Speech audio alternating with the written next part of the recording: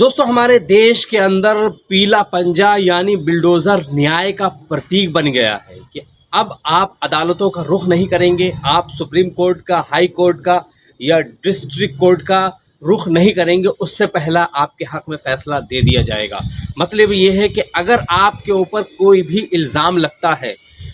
इल्ज़ाम और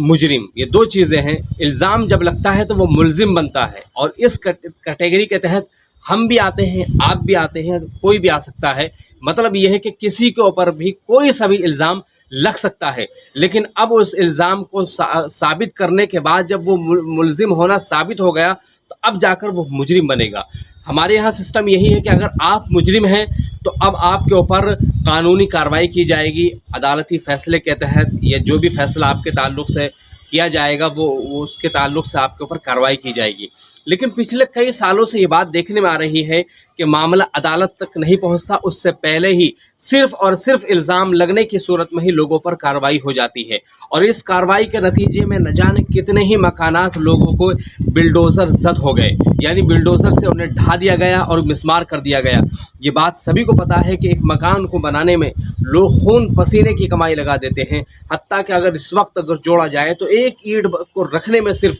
10-12 रुपए लगते हैं और मकान तो तकरीबन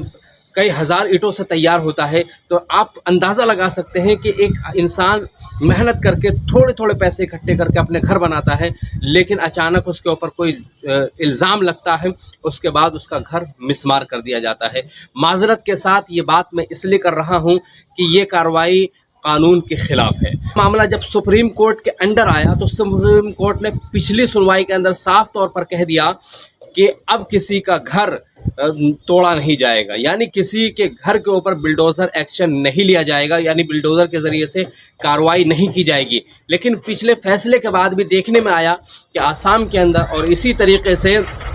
मध्य प्रदेश में भी कई सारे वाक़यात पेश आए जिसके अंदर लोगों के घरों को और मस्जिदों को और दरगाहों को मिसमार किया गया। लेकिन साथ ही साथ दोस्तों, कल जो मंगल के दिन फैसला आया उसमें साफ तौर पर सख्त निर्देश दिया है सुप्रीम कोर्ट ने कि अदालत के हुक्म की तामील करना ही होगा और अगर आप हुक्म की तामील नहीं करेंगे तो ये अदालत की तौहीन मानी जाएगी और जो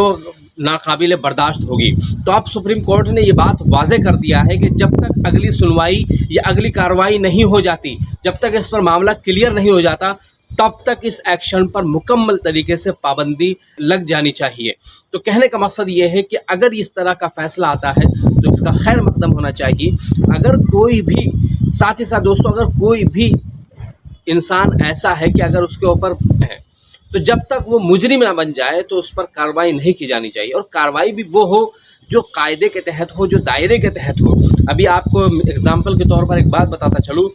कि पिछले कई महीनों में आपने देखा होगा कि काफ़ी ज़्यादा तेज़ी के साथ बिल्डोज़र एक्शन में कार्रवाई में तेज़ी आई थी। जैसे आपको बताता चलूँ, कभी अयोध्या के अंदर जो कांड हुआ था, रेप कांड, उसे हम कंडम करते हैं और इंतहाई गलत बताते हैं और ये भी कहते हैं कि उसका जो भी मुजरिम है उसे सख्त से सख्त सज़ा दी जाए। लेकिन साथ ही साथ दोस्तों, जब उस मामले के अंदर जिन जिन लोगों को मुल्ज़िम बनाया गया था उनमें से जब उनका DNA टेस्ट हुआ तो एक बंदा ऐसा निकला कि जिसके ऊपर सख्त कार्रवाई की गई थी, जिसका कैफे गिराया गया था, उसका DNA मैच नहीं हुआ। तो अब इस मामले में सरकार क्या करेगी, उस कोर्ट क्या करेगी, वो तो बेहतर वही जानते हैं। लेकिन मैं एक आम नागरिक होने के तहत मैं यही कहना चाहूँगा कि इस बिल्डोज़र कार्रवाई को फ़िलहाल रोक देना चाहिए। हाँ, अलबत्ता सुप्रीम कोर्ट ने ये भी वाज़े किया है कि अतिक्रमण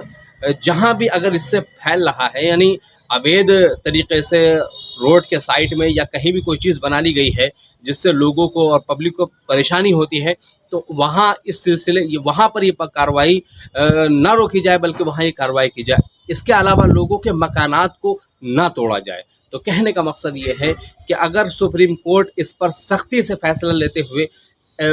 बुलडोज़र एक्शन पर पाबंदी लगाई जाए, बुलडोज़र एक्शन के ताल्लुक़ से सुप्रीम कोर्ट अगर इस पर एक बेहतरीन फ़ैसला ले लेता है, बल्कि वो ये फैसला सुना देता है कि आइंदा अब कभी भी बिल्डोज़र के ज़रिए से किसी के मकानात को नहीं तोड़ा जाएगा और सख्ती से ये भी निर्देश दे दे कि अगर कोई ऐसा करता है तो फिर उस पर कार्रवाई की जाएगी। तो इसके बाद मैं समझता हूँ कि अगर